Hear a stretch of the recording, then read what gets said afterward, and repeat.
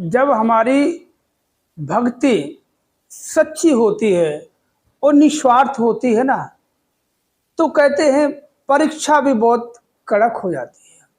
परीक्षा भी उतनी ही कहते हैं कि मजबूत होती है। और ऐसी परीक्षा होती है, वहाँ अगर हम पास हो गए ना तो बेड़ा पार हो जाता है, और अगर वहाँ हम डगमगा गए ना, हमारा विश्वास डामाडोल हो गया ना, तो हम फेल हो जाते हैं। तो जितनी अब तक भक्ति की है सारी की सारी सब पे पानी फिर जाता है। तो ऐसे ही कहते हैं, जो पूजा पाठ करने वाला इंसान और एक सत्संग जाने वाला इंसान, पूजा पाठ करने वाला दुखी क्यों हो जाता है? क्यों दुखी हो जाता है? सबसे बड़ी बात ये, पूजा पाठ करने वाला इंसान दुखी क्यों हो जाता है और सत्संग करने वाला इंसान सुखी क्यों हो जाता है?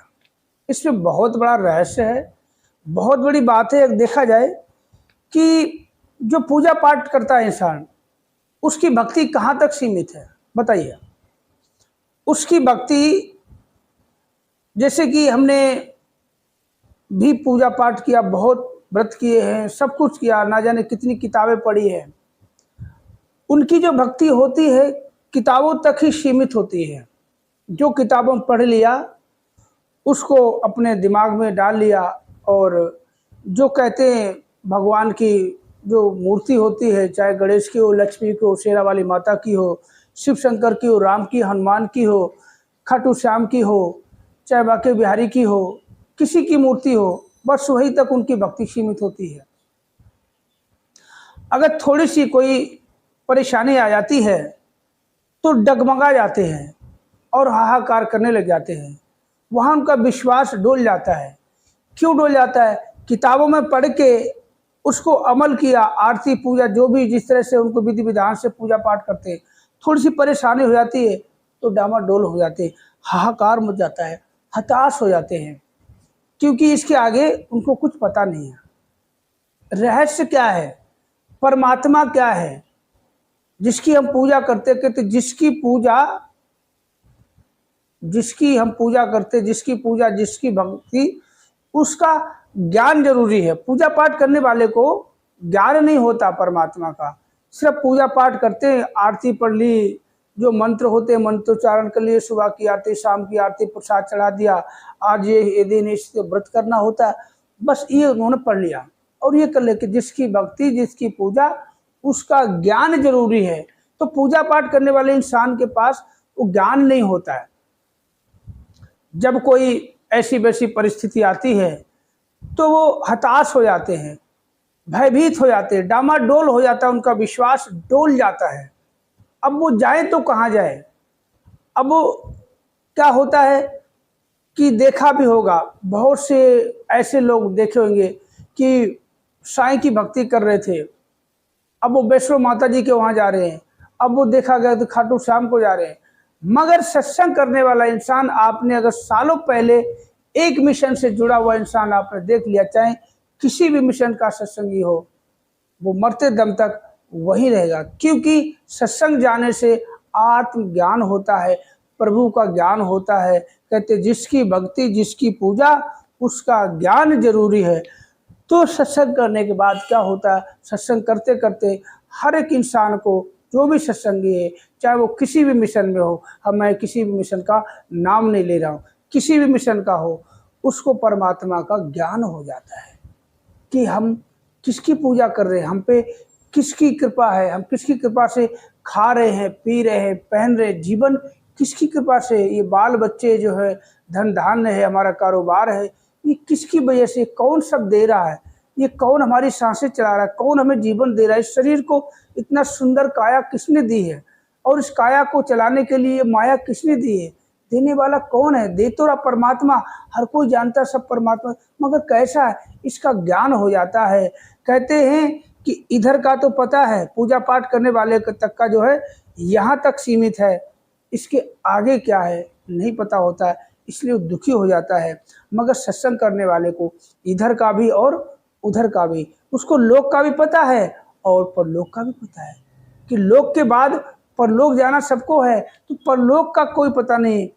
सत्संग करने वाले को हर चीज़ का ज्ञान हो जाता है। सबसे बड़ा ज्ञान तो ये हो जाता है जब इंसान को खुद के बारे में पता चल जाता है। अभी अगर कोई आपने बहुत आपने देखा होगा बहुत से लोग ऐसे होते, कई बार कोई बात ऐसी बिगड़ जाती है या लड़ाई झगड़ा होता है तो वो कहते हैं अबे तू मेरे को नहीं जानता, मैं जानता नहीं मैं कौन हूँ। वास्तव में उनको खुद को नहीं पता है कि वो कौन है। और जिस इंसान को ये पता चल जाए ना कि मैं कौन हूँ, जब अपने बारे में कहते हैं हम तो यार ये है हम वो है, इसीलिए हम दुखी है। असल में कहते जब सत्संग करते हैं, सेवा करते हैं, परमात्मा का कहते यशोगान करते हैं। यशोगान तो हर कोई करता है कि भक्ति लोकी अजय न समझे रबनु पाना, भक्ति है छठ के सारे वहम भूले के गुरु रिझाना भक्ति है। बस जो सत्संग जाता है अपने गुरु को रिझा लिया, कहते गुरु को रिझा लिया तो पूरी सृष्टि रिझ गई, ब्रह्मा रिझ गया, विष्णु रिझ गया, महेश रिझ गया, सब कुछ रिझ जाता है। कहते गुरु ही ब्रह्मा गुरु विष्णु गुरु देवो महेश्वरा, गुरु साक्षात परब्रह्म तस्मै श्री गुरुवे नमः। तो भक्ति करनी है तो कहते जिसकी भक्ति जिसकी पूजा उसका ज्ञान जरूरी है।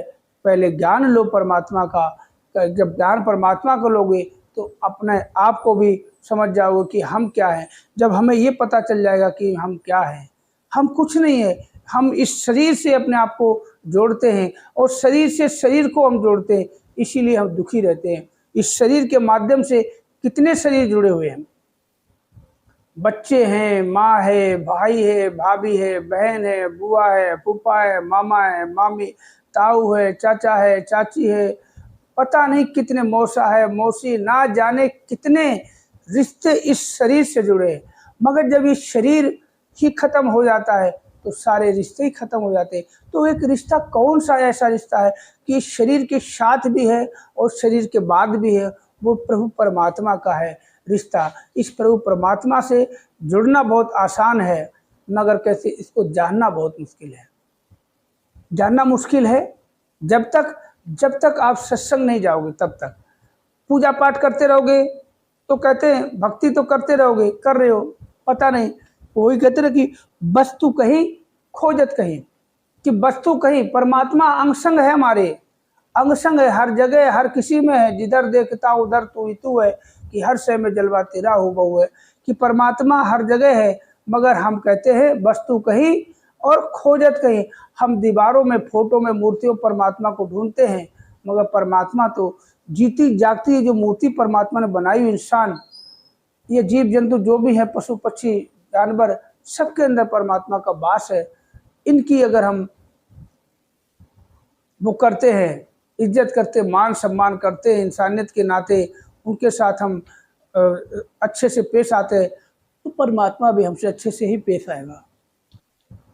तो जो भी पूजा पाठ करने वाले हमारे भाई बहन जो भी हैं, कहते हैं कि गुरु बिनु ज्ञान न होई, बिन सत्संग विवेक न होई।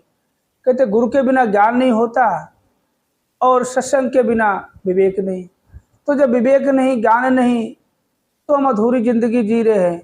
खाते पीते कमाते हुए लाखों करोड़ों कमा लेंगे और एक दिन मरणासन आएगा और मृत्यु को हम प्राप्त हो जाएंगे।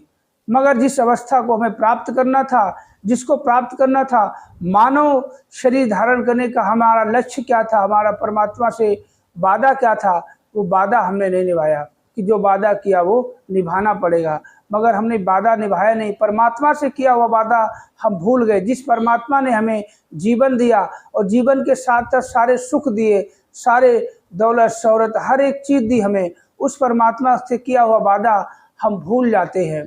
जब भूल जाते, जब हम इस शरीर में माँ की कोख से जैसे इस धरा पे हमारा जन्म होता है, इस धरा पे हमारा शरीर आता है, वैसे ही हम भूल जाते हैं और बाकी हम सारे वादे निभाते हैं। हर किसी से किया हुआ वादा निभाते हैं, एक परमात्मा से किया हुआ वादा हम भूल जाते हैं। तो ऐसा ना करें। तो पूजा पाठ जो भी कर रहे, जो भी वीडियो देख रहा, एक बार हम ये नहीं कर पूजा पाठ छोड़ो, पूजा पाठ नहीं छोड़ना। कहते परमात्मा की हर हाल में भक्ति करनी होती है।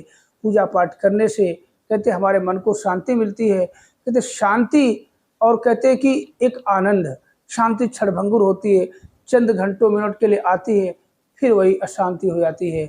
मगर आनंद, ये परमानंद परमात्मा, जब इसको जान लेंगे, पहचान लेंगे, तो हम आनंदमय हो जाएंगे, आनंदमय हो जाएंगे, आनंदमय हो जाएंगे। तो वीडियो कैसा लगा कमेंट करके ज़रूर बताएं।